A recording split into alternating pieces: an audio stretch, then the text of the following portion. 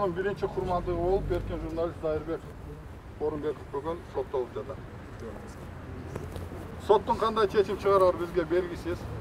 Бирок кеп анда эмес.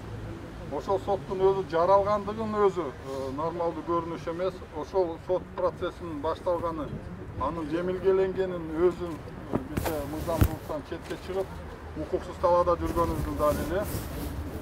Демек, бул норма боюнча эгерде Дайырбек Орунбеков соттолуп кандайдыр жазага тартыла турган болсо, анда толук койдон Кыргызстанда адам укуктары же эркиндиктери толук тепселенди деп айтып койсок тууптуура эле болот.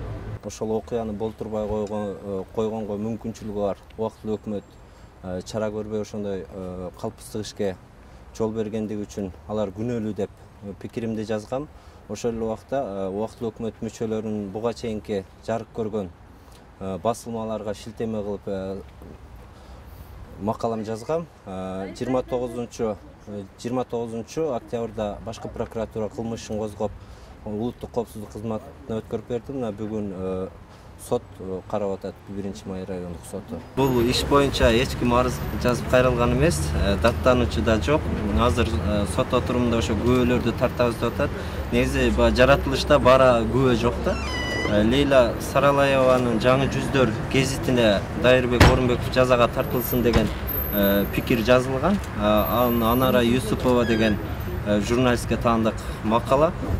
Ал биз ошол кылмыш ишин териштирүүсүндө Анара Юсупова боюнча башкы прокуратура улуттук коопсуздук кызматы дагы күбөгө чакырганда гезиттин редактору айтып атат, Анара Юсупова деген адам жок. Биздин почтабызга келген маалымат бул псевдоним болушу мүмкүн депчи. Ошол себептен бул жок күбө, жок адамдын пикири менен кылмыш иши козгону бул мыйзамсыз көрүнүштүү эсептейм. Судья Архарова акыйкатсыз чечим чыгарып, башка күнгө жылдырды да, бул туура эмес чечим. Азыртан эле бул жерде ошол ак үйдөн буйрук болуп атканы ачык эле көрүнүп турат. Анара Юсупова деген адам жок. Ал жок адамды менче чакырган. Александр. Так, судебное заседание откладывается на 4 февраля на 9:30.